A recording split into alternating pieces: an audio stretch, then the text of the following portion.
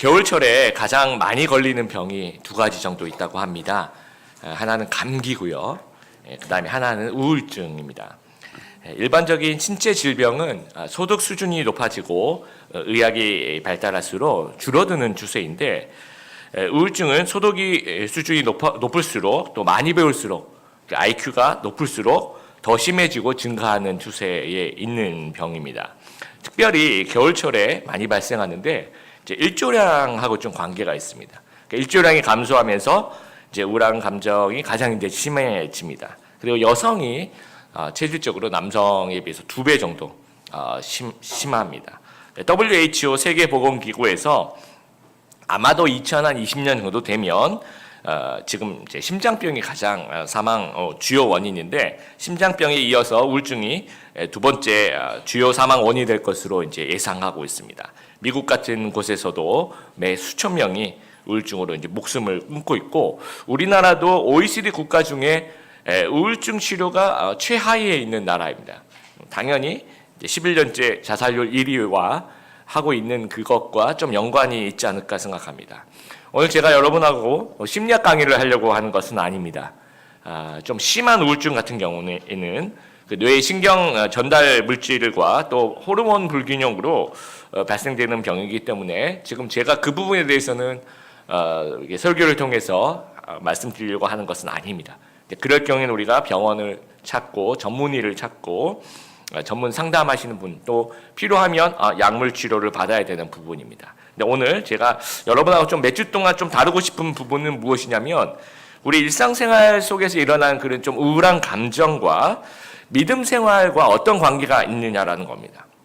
하나님 말씀을 전달하다 보면 이 본문을 강의하는 그 부분이 굉장히 중요하다는 생각을 참 많이 합니다. 그러나 동시에 적용하는 설교, 그러니까 how to, 그러면 이 말씀을 가지고 어떻게 살아야 되냐, 이것도 저는 또 다른 중요한 한 부분이라고 생각합니다. 그래서 우리 드림의 교회 강단에서는 이 본문 강해 설교도 행해지고, 또 적용 설교, how to에 대한 설교도 병행해서 일어나야 된다라고 생각을 합니다. 그래서 예수 믿고 구원을 얻고 우리가 크리스찬으로 살아가고 있는데, 때때로 특히 이제 12월이에요.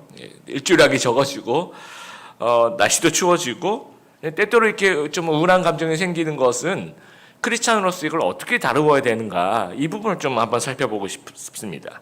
데살로니가전서 5장 16절 여러분 잘 알다시피 항상 기뻐하라라고 우리가 많이 들어서 이게 오히려 더 부담이 되는 거예요. 왜냐하면 우리가 예수님 안 믿는다 그러면 항상 기뻐하라는 말이 우리와 연관이 없잖아요.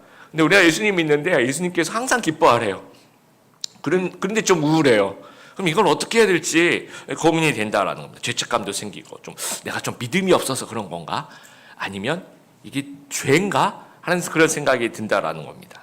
그래서 예수님 믿고 믿음 생활하는 우리가 일상생활에서 발생되는 그런 우울한 감정을 어떻게 다뤄가야 하는가, 이렇게 말씀 속에서 여러분과 같이 몇 주 동안 한번 생각해 보길 바랍니다. 우리가 우울증까지는 아니지만 많은 사람들이 일상에서 우울한 감정을 느낍니다. 굉장히 일반적인 감정입니다. 벌써 12월이 됐나 느껴집니다. 세월이 너무 빨리 지나가고, 30대는 시속 30km로 세월이 가고 40대는 시속 40km로 세월이 간다. 그런 얘기가 있을 정도로 여러분 2017년 하면 굉장히 어색했어요. 근데 그 어색함이 다 가기도 전에 지금 12월이 벌써 눈 감았다 뜨면 이제 2018년이 이제 눈앞에 다가올 것 같습니다. 이제 막 처음엔 낙엽이 떨어지더니 요즘에는 막 한파가 몰려오니까, 그렇죠? 한 살 더 먹는 거 굉장히 부담돼. 그러니까 여러분 젊었을 때는 이렇게 한 살 더 먹는 거 되게 자랑스러운데, 나이 들수록 그 생일 그 초에 이렇게 꼽는 거, 이게 이제 점점 많아질수록 좀 이렇게 생략해서 꼽고 싶고, 그렇죠? 한 2개만 꼽고 싶고, 그런 어떤 마음들. 또 내가 이렇게 한 살 한 살 늙어가면서 내가 뭐 했지? 하는 그런 생각, 좀 허무한 생각이 좀 들기도 하고요. 그래서 이제 이런 그 우울한 감정의 증상이 또 어떤 거냐면, 기본 욕구가 좀 이게 좀 심해지면 기본 욕구가 상실됩니다. 막 식욕이 없어져요. 여러분 그런 적은 없잖아요. 우리가 아무리 힘들어도 밥은 맛있지 않습니까? 그래서 나이 들면서 축복이 밥이 맛있어지는 게 축복인 것 같아요. 참 하나님이 참 주신 것 중에 밥이 제일 맛있더라고요. 그걸 알아가는 것은 이제 우리가 이제 나이가 들었구나 이제 그런 것 같습니다. 근데 이런 우울한 감정이 계속되면 이제 밥이 이제 먹고 싶은 생각이 별로 없어지는 거죠. 잠도 이렇게 푹 못 자고 의욕 상실되고 그런데도 이상하게 살은 계속 찌고 그러면서 이제 침체되는 그런 느낌. 또 유머 감각이 누가 이렇게 막 웃기면 한번 옛날에 웃어주고 또 뭐 대인 관계를 위해서도 웃어주고 그랬는데 이제는 뭐 웃기지도 않고 막 화가 나고 막 용모치장 좀 게을리하고 이런 어떤 증상이 이제 일어난다라는 거. 이 우울한 것이 죄인가? 항상 기뻐하라고 했는데 오히려 더 침체에 빠지는 것은 아닌가 하는 생각이 우리 안에 들고 있습니다. 그러니까 성경에 나타난 그 우울의 상태들은 우울이란 단어 자체는 쓰진 않아요. 근데 절망이라든지 슬픔이라든지 낙담이라든지 한탄이라는 그런 말로 좀 바꾸어서 성경에서는 이야기하고 있습니다. 욥기 3장 23절에 보면 욥이 이렇게 얘기해요. 자기를 생각하면서 아무 미래가 없이 비탄에 빠져 일생을 살아갈 자에게 왜 하나님은 생명을 주셨는가 하면서 자기 스스로 굉장히 자책을 하고 있습니다. 그리고 시편 31편 10절에도 다윗은 이렇게 얘기합니다. 번민으로 신음하여 세월을 보냅니다. 근심으로 기운을 잃었으며 슬픔과 탄식으로 내 뼈가 점점 약해져 가고 있습니다. 라고 고백을 하고 있습니다. 그러면 욥과 다윗은 지금 굉장히 우울한 감정을 겪고 있으니까 죄를 짓고 있는 건가 라고 생각할 수 있다는 거죠. 그런 건 아니라는 거예요. 그러니까 이런 감정을 느꼈다고 해서 그 자체가 죄가 되는 것은 아니라는 거죠. 그러니까 죄가 아니라면 그러면 이런 감정을 왜 생기는 건가? 우리가 그럼 어떻게 이해해야 되는 것인가 한번 생각해 보길 바라요. 여러분 감정이라는 것들은 어떤 역할을 할까요? 그러니까 어떤 원인과 사건이 있을 때 이 사람의 감정이 어떤 그것에 대한 대응을 할 때 그 출발점을 이렇게 잡아줘요. 감정부터 이제 시작을 하는 거예요, 대응이. 그래서 어떤 상황이 발생하면 그 상황을 대처하기 위해서 어떤 반응하고 대응이 일어나야 되는데 그것이 이제 감정이라는 거죠. 그래서 이게 감정의 역할이 있다라는 겁니다. 2015년에 제작된 그 픽사 애니메이션 영화 중에서 인사이드 아웃이라는 영화가 있어요. 여러분 꼭 한번 보시면 좋겠는데 거기 보면 이제 5가지의 감정이 나옵니다. 뭐 이름은 이제 기쁨이, 슬픔이, 버럭이, 얘는 좀 분노 뭐 이런 것 같고요. 까칠이, 그다음에 소심이 이런 어떤 5명의 그 감정을 대변하는 그 친구들이 나옵니다. 근데 그 친구들이 다 역할이 있다라는 겁니다. 소심이 같은 경우에도 우리가 좀 소심한 반응 이것이 어떤 발생한 상황에 따라서 좀 조심해야 될 상황이 있거든요. 그래서 우리를 좀 보호해 주고요. 또 이제 까칠한 것은 무언가 우리가 거부해야지 되는 이것도 좀 보호 감정 중에 하나일 거고요. 네, 이렇게 분노하는 이런 것도 순간에 그 엄청난 에너지가 우리가 필요할 때가 있습니다. 네, 그때 이제 이 감정이 역할을 하는데 그 영화에서 이제 그 주인공이라기보다는 그 5가지 감정 중에서 기쁨이라는 감정이 그 슬픔이라는 감정한테 굉장히 뭐랄까 얘는 하나님 얘를 왜 만드셨지? 다른 건 다 이유가 있는 것 같은데 이 슬픈 거는 전혀 도움이 안 되는 것 같다고 생각이 되는 거예요. 그러니까 기쁨이나 슬픔이가 너무 싫은 거예요. 그래서 원을 이렇게 하나 그려놓고 요 바깥으로 나오지 마라 뭐 하면서 근데 이제 그 주인공 그 영화 보면 주인공이 11살짜리 소녀가 나와요. 근데 스트레스 상황이 벌어지면서 뭐 집에 이사를 오고 뭐 새 환경에서 새 친구들 만나야 되는데 그게 이제 이 11살 어린이가 너무 스트레스가 쌓였던 거예요. 근데 다른 그 친구들은 이 11살 어린이를 도와주고 싶은데 그러니까 뭐 소심이, 까칠이, 뭐 버럭이, 기쁨이 이런 친구들은 도움을 못 하는 거예요. 역할 자체를 할 수가 없는 거예요.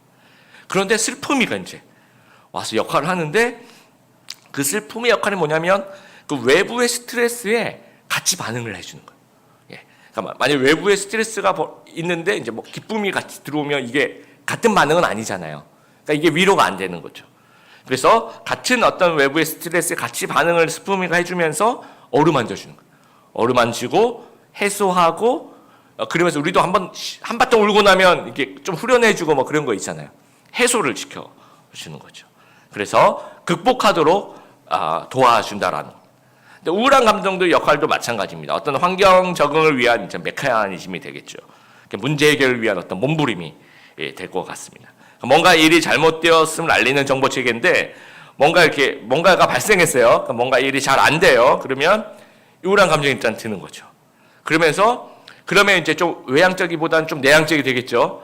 그러면서 이제 복잡한 상황을 일단 스톱을 시키는 거예요. 그리고 자기 성찰과 집중도를 높이고 이게 무슨 일이지 하면서 분석력을 이렇게 높여주는 겁니다. 그리고 이제 반추하는 거죠. 자기 자신을 돌아보고 지나간 날들 동안 내가 어떻게 지냈는지, 이 문제를 어떻게 해결해야 되는지 생각할 수 있는 그런 시간이 되는 겁니다. 뭔가 잘못되었음을 알리는 정보 체계라고 그랬는데 주로 어떤 부분에서 아까 제가 아주 심해서 병원에 가야 될 정도로 그게 아니라면 그냥 일상생활에서 일어나는 거라면 주로 원인이 뭐냐면 결핍이에요. 상실, 실망. 그래서 이 우울이란 단어하고 이 상실이란 단어는 같이 가는 겁니다. 그러니까 뭔가 내 마음속에서 허전한 게 뭔가 빠져나가는 거죠. 그러니까 그런 상황이 발생했다라는 겁니다. 그럴 때 우울한 감정이 발생하면서 그 환경에 대응하는 겁니다. 그래서 뭔가 힘이 빠지는 일이 발생한 거예요. 그래서 내가 힘이 막 빠지는데 갑자기 또 내가 또 힘을 주는 방향으로 그 반응을 하게 되면 이게 반대 반응이잖아요. 그래서 힘 빠지게 만드는 그런 일이 생겼을 때 힘을 빼게 만들어주는 그런 역할을 한다라는 거예요. 욥이 왜 비탄에 빠졌다고 고백할까요? 자녀를 상실하고 재산을 상실하고 뭔가 가장 소중하게 여기던 것들이 없어졌다는 얘기죠. 그래서 굉장히 비탄하다, 나는 우울하다라고 고백하고 있는 거예요. 다윗도 잠깐의 영화는 있었지만 사울왕과 자기 아들 압살롬을 피해서 평생 고난과 도피의 삶을 살았다라는 거죠. 지위를 상실하고 미래를 상실하고 그리고 아들에게 쫓길 때는 아들을 잃어버린 거나 마찬가지죠. 그래서 뭔가 나는 좀 잃어버렸다라고 생각이 되면 그때 일어나는 감정이라는 겁니다.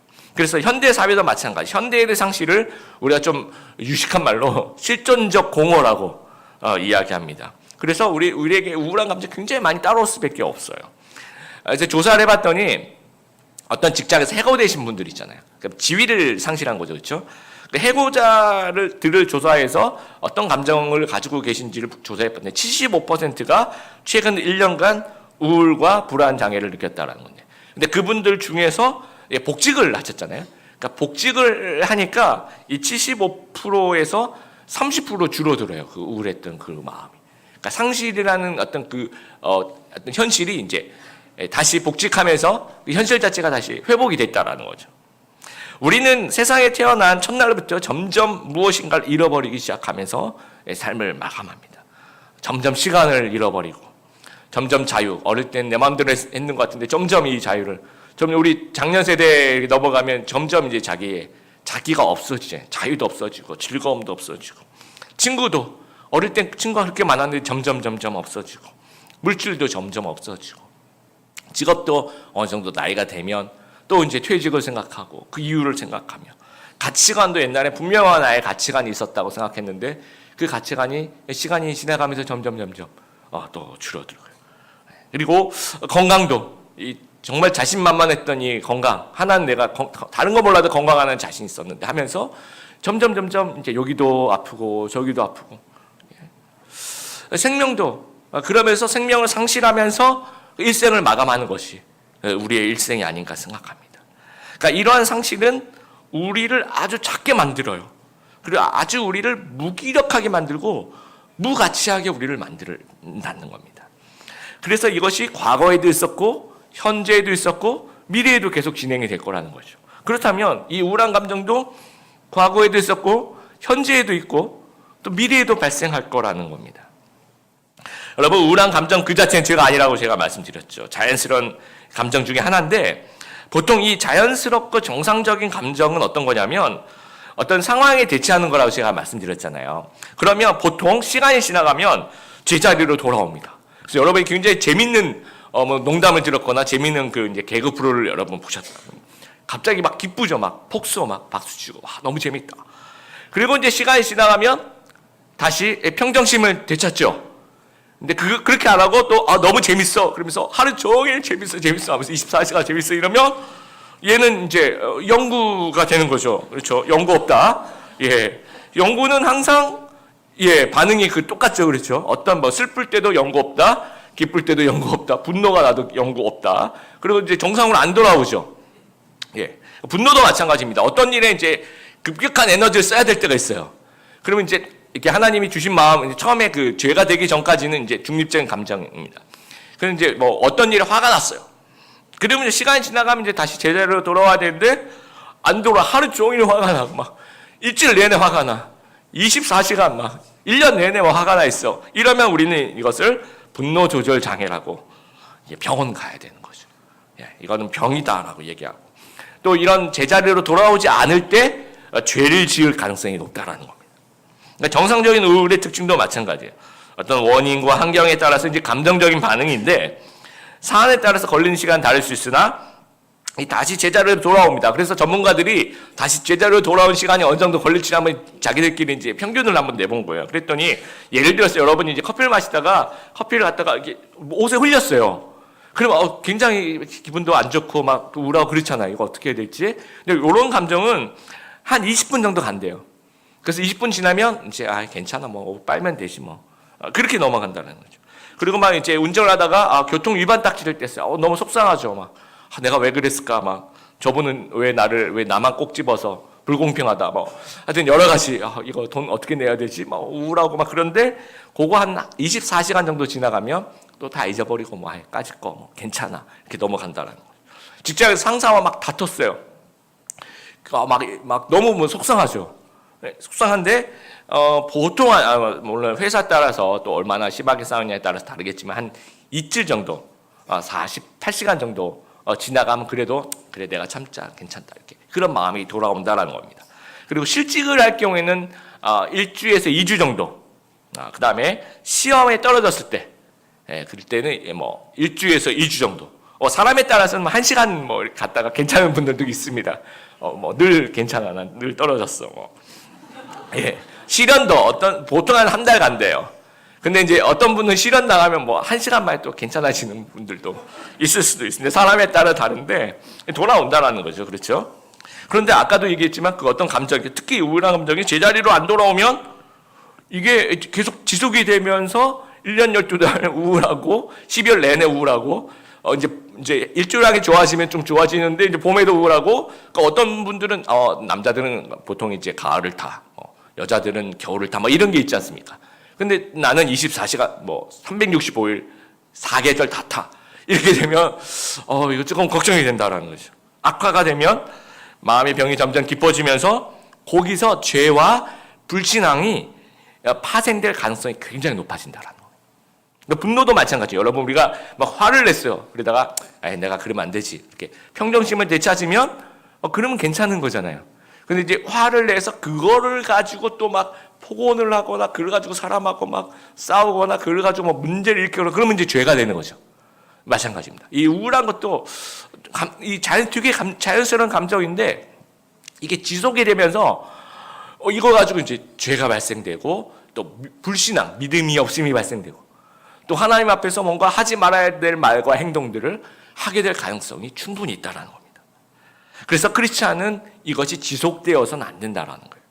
오늘 우리가 읽었던 성경 구절을 보면 근심하는 자 같으나, 자 우리 크리스찬을 얘기하는 거예요. 이 당시에 엄청난 박해가 있었잖아요. 그러면 사는 것도 힘들고 크리스찬들 딱 봤을 때 쟤네들은 정말 문제가 있고 쟤네들은 되게 힘들 것 같아 라고 얘기하는데 분명히 그런데 뭔가 제자리로 돌아와요. 그런 상황이 발생했겠죠. 그러나 뭔가 제자리로 돌아오면서 뭐 이걸 극복하는 거예요. 그러면서 항상 기뻐하는 자가 되는 거죠. 그리고 가난한 자 같으나 뭔가 상실이 발생했겠죠. 재산을 빼앗기거나 이런 일이 발생했으면 분명히 우울해야 되는데 제자리로 돌아오고 그것을 극복해내고 많은 사람을 부유하게 한 사람이 된다는 거죠. 그리고 아무것도 없는 것 같은데 뭔가 우리에게 상실이 발생했겠죠. 와, 쟤는 아무것도 없어졌구나. 되게 불쌍하구나. 안 됐구나. 그렇게 보여지는데 다시 제자리로 돌아오고 극복하면서 모든 것을 가진 자가 되는 거예요. 데살로니가서 5장 16절에 항상 기뻐하라. 이것도 우리에게 뭐 영구가 되라 그런 뜻은 아닙니다. 어떤 상황이 발생하고 슬플 때도 있고 우울한 반응이 있을 수 있으나 우리가 믿음으로 그것을 극복해내고 제자리로 찾아갔을 때 다시 이어간다라는 거예요. 다시 이어가기 때문에 항상 기뻐할 수 있다라는 겁니다.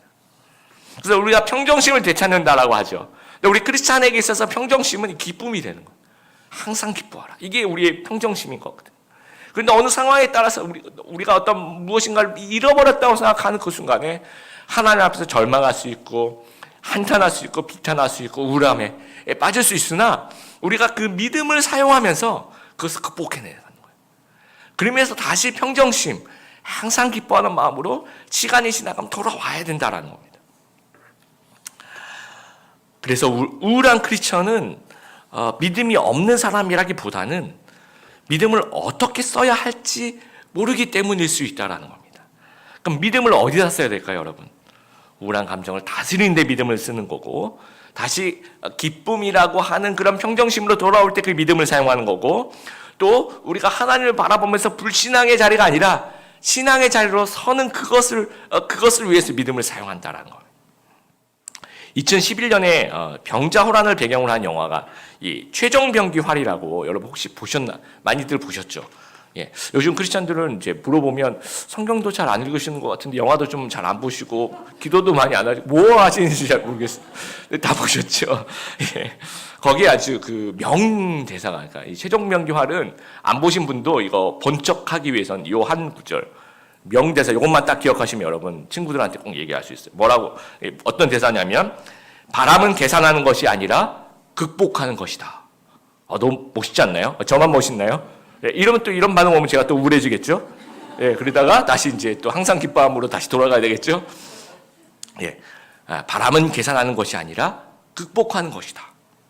크리스찬도 마찬가지. 인지하고 계산하는 것에 끝나면 내가 오늘 좀 기분이 안 좋구나, 이렇게 인지하고 계산하는 것을 끝나면 안 되고, 이걸 어떻게 극복하지? 극복할 수 있어야 된다는 것이죠.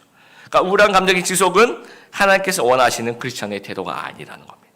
다윗이 그러면 이 비탄에 빠져서 아까 그 고백했던 것처럼 너무 힘들어요, 하나님 그렇게 얘기하고 있는데, 그럼 평생 우울하게 또 다윗이 입원했더라, 그리고 평생 그렇게 살았다, 그게 아니잖아요. 여러분 알다시피 믿음으로 극복하는 그 과정이 다윗의 시편인 거예요. 시편을 쓰면서 하나님을 의지하면서 나를 반석 위에 세우실 그분을 생각하면서 다시 한번 힘을 내면서 그런 과정들이 시편의 과정이라는 거죠. 그래서 인도의 시인 타고르, 여러분 들어보셨죠? 이 타고르가 쓴 기도라는 시가 제 일부분만 좀 읽어드릴게요. 위험으로부터 벗어나게 해달라고 기도하지 말고 위험에 처해도 두려워하지 않게 해달라고 기도하게 하소서. 고통을 먹게 해달라고 기도하지 말고 고통을 이겨낼 가슴을 달라고 기도하게 하소서. 생의 싸움터에서 함께 싸울 동료를 보내달라고 기도하는 대신 스스로의 힘을 갖게 해달라고 기도하게 하소서. 두려움 속에서 구원을 갈망하기보다는 스스로 자유를 찾을 인내심을 달라고 기도하게 하소서. 믿음을 사용하면서 극복해 나가야 된다는 거예요. 요한복음 14장 1절 말씀 같이 한번 우리 앞을 보면서 같이 한번 읽어보겠습니다. 시작. 너희는 마음에 근심하지 말라. 하나님을 믿고 또 나를 믿어라. 우리 2018년이 눈앞에 다가오고 있습니다. 우리 2018년 대한민국에 희망이 있을까라는 생각을 좀 해봐요. 그리고 우리들의 형편이 좀 나아질 수 있을까 또 한번 생각해 봅니다. 나를 둘러싼 환경, 우리를 둘러싼 환경은 굉장히 힘들고 답답한 것이 현실입니다. 그러나 위로와 은혜의 하나님이 우리 드림의교회 성도님들과 함께 하시기를 축복합니다. 오늘 말씀에도 하나님과 어떤 크리스찬의 삶은 근심하는 자 같은데 기뻐한대요. 가난한 자 같은데 많은 사람 부유하게 한대요. 아무것도 없는 것 같은데 모든 것을 가진 자라고 이야기합니다. 이것이 어떤 역전, 반전의 묘미라는 겁니다. 이게 크리스찬의 삶이라는 거예요. 시편 30절 5절 같이 한번 읽어보겠습니다. 시작. 저녁에는 울음이 깃들지라도 아침에는 기쁨이 오리로다. 이것이 믿음의 생활이라는 거예요.